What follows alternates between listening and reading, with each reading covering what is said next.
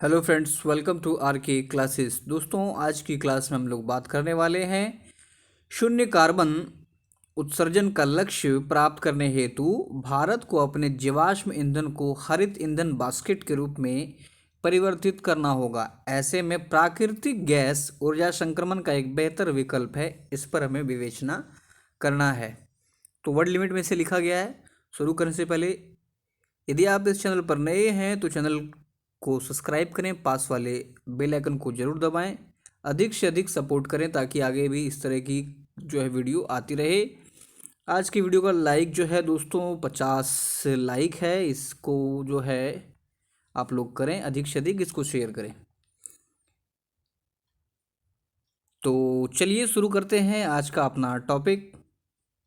Question को हम लोगों ने देख ही लिया, फिर भी देखते हैं। कहता है शून्य कार्बन उत्सर्जन का लक्ष्य प्राप्त करने हेतु भारत को अपने जीवाश्म ईंधन को हरित ईंधन बास्केट के रूप में परिवर्तित करना होगा।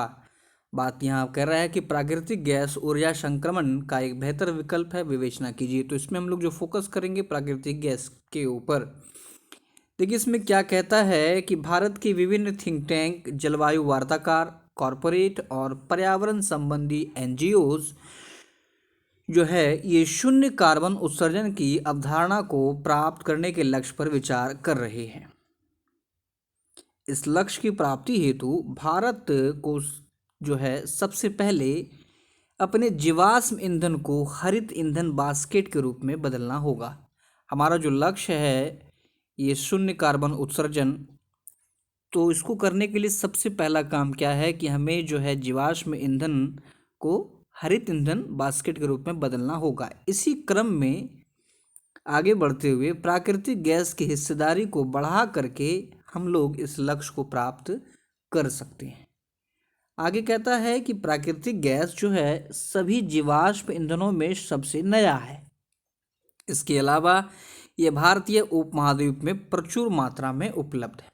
तो इसकी उपलब्धता भी काफ़ी है। अगर इसके प्रयोग को बढ़ाया जाता है तो इससे हमें लाभ होगा। शून्य कार्बन उत्सर्जन की तरफ हम लोग आगे बढ़ेंगे और जो वर्तमान में हो रही नुकसानी हो जो है उससे भी हम लोग आगे बच सकते हैं, जिसको कि आगे हम लोग देखेंगे। कहता है कि यह पर्यावरण को प्रदूषित किए बिना सभी को सुरक्षित और सस्ती ऊर्जा उपलब्ध कराने के उद्देश्य को पूरा करने में सहायक है। ये जो हमारा प्राकृतिक गैस है इसके बारे में कह रहा है। अंतर्राष्ट्रीय ऊर्जा एजेंसी के अनुसार भारत दुनिया का तीसरा सबसे बड़ा तेल उपभोक्ता है। तो ऐसे में शून्य कार्बन उत्सर्जन लक्ष्य प्राप्ति हेतु कोयला और तेल पर निर्भरता जो है ये कम करने की आवश्यकता है, जबकि हम लोग तीसरे सबसे बड़े जो हैं उपभोक्ता हैं। ऐसे में शून्य कार्बन उत्सर्जन का लक्ष्य प्राप्त करना काफ़ी बड़ा मुश्किल काम है। इसलिए कह रहा है कि हमें जो है इस पर अपनी निर्भरता को कम करने की ज़रूरत है। इसके लिए कोयला और तेल के स्थान पर प्राकृतिक गैस को अधिक से अधिक उपयोग में लाना होगा। तो आगे देखते हैं प्राकृतिक गैस से जुड़ी अगर चुनौतियों के बारे में हम लोग बात करें। कहता है कि देखिए प्राकृतिक गैस के मूल्य का निर्धारण के कई अलग अलग जो है ये पैमाने हैं। इसमें कहता है अलग अलग सूत्रों पर यह आधारित है। सार्वजनिक क्षेत्र की कंपनी और निजी कंपनी द्वारा घरेलू क्षेत्र से उत्पादित गैसों के मूल्यों में अंतर पाया जाता है। तो इसी क्रम में देखिए जब कहता है कि गहरे पानी का जो अगर बात करें, गहरे पानी का जैसे कोई क्षेत्र है और उच्च तापमान वाले क्षेत्र में जो वहाँ पर जो मिलेगा, दोनों का जो आप कह लें प्रोडक्शन, इसके आधार पर भी दोनों में डिफरेंस पाया जाता है, दोनों के रेट्स में। तो इससे एक समस्या उत्पन्न होती है। आगे कहता है प्रतिगामी कराधान प्रणाली के अंतर्गत गैस के एक क्षेत्र से दूसरे क्षेत्र में प्रवाहित होने पर जो है करों की दरों में भी वृद्धि होती है। मतलब जैसे आप इसको अगर इस तरह समझ सकते हैं कि गैस का कोई एक स्रोत है, उससे दूर कोई ग्राहक है, जैसे यहाँ पर कोई इसका प्रोडक्शन हो रहा है, यहाँ से दूर कोई एक कस्टमर है, तो उसको निकट मतलब उसके नज़दीक जो अगर कोई कस्टमर है तो उसको अलग रेट लगेगा और जो दूर है उसको एक अलग रेट लगेगा। तो ये भी कहीं ना कहीं जो है एक चुनौती बना हुआ है। आगे कहता है हितों के टकराव की स्थिति की अगर बात करें तो करता है वर्तमान में gas authority of India limited GAIL gas के उत्पादन, परिवहन और विपणन में संलग्न है। ऐसे में क्या होता है कि यह अपने प्रतिद्वंदियों को, जो गेल है उसमें क्या कहते हैं, गैस पाइपलाइन के संदर्भ में अपने जो है ये स्वामित्व, जो इसका जो कह लगते हैं मोनोपोली है, उसका ये फ़ायदा उठा सकता है और अपने प्रतिद्वंदियों को बाजार तक इस जो पहुंच से वंचित करने के लिए गैस पाइपलाइन के संदर्भ में अपने स्वामित्व का लाभ उठा सकता है। तो ये भी एक बड़ी समस्या है। आगे देखते हैं, केंद्र राज्य मुद्दा की अगर बात करें तो भूमि अधिग्रहण, पाइपलाइन मार्ग तथा रॉयल्टी भुगतान जैसे मुद्दों पर केंद्र और राज्यों के बीच विवादों के कारण राष्ट्रीय पाइपलाइन ग्रिड का निर्माण प्रभावित हो रहा है।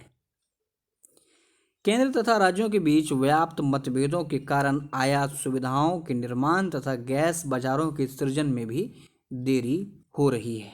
तो ये सारी चुनौतियां हैं। बात करें आगे क्या होना चाहिए, तो मूल्य निर्धारण के विनियमन में ढील।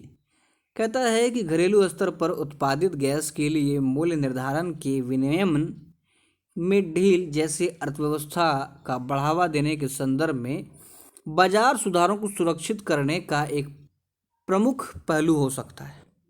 यह कदम घरेलू गैस की कीमतों के निर्धारण तथा विपणन में स्वतंत्रता प्रदान करेगा, जो कि कहीं ना कहीं जो फ्लक्चुएशन होता है इसको कम करेगा, जिससे क्या होगा कि घरेलू उत्पादन को भी बढ़ावा मिलेगा तथा निवेशकों के लिए निवेश करना अधिक व्यवहार्य मतलब इजी हो जाएगा।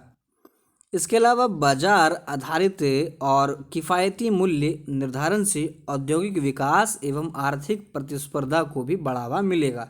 इसलिए सबसे ज़रूरी क्या है कि मूल्य निर्धारण के विनियमन में ढील होनी चाहिए। आगे कहता है कि अवसंरचना विकास, इसके तहत इन बाजारों को बुनियादी ढांचे तथा खुली पहुंच, सिस्टम ऑपरेटर, विच्छिन्न विपणन और परिवहन कार्य, बाजार अनुकूल परिवहन तक पहुंच, टैरिफ के अलावा मजबूत पाइपलाइन अवसंरचना जैसे कारकों से बहुत लाभ हुआ है। इसी तरह जो है केंद्र राज्य के बीच बेहतर समन्वय हेतु संस्थागत तंत्र जो है स्थापित किया जाने की आवश्यकता है। नेक्स्ट है मुक्त गैस बाजार। प्राकृतिक गैस हेतु मूल्य बेंचमार्क सुनिश्चित करने से यह मूल्य श्रृंखला में प्रतिस्पर्धा को भी बढ़ावा देगा और डाउन स्ट्रीम बुनियादी ढांचे के साथ अन्वेषण एवं उत्पादन में निवेश को प्रोत्साहित भी करेगा। बात करें निष्कर्ष की तो कहता है कि यदि भारत वृद्धिशील रूप से आगे बढ़ता है तो इसके पास स्वच्छ ऊर्जा प्रणाली के गंतव्य तक पहुंचने का एक बेहतर अवसर है। इसके लिए भारत को अपनी ऊर्जा यात्रा में प्राकृतिक गैस को अगला पड़ाव बनाने की आवश्यकता है। तो हम लोगों ने देखा इसमें जो जो चुनौतियां हैं और ख़ास करके जो इसमें आगे इस तरह से किस तरह से इसमें सुधार किया जा सकता है। उम्मीद है आपको ये समझ में आया होगा। वीडियो अच्छा लगा तो इसे लाइक और शेयर जरूर करें। मिलते हैं अगले लेक्चर में। धन्यवाद।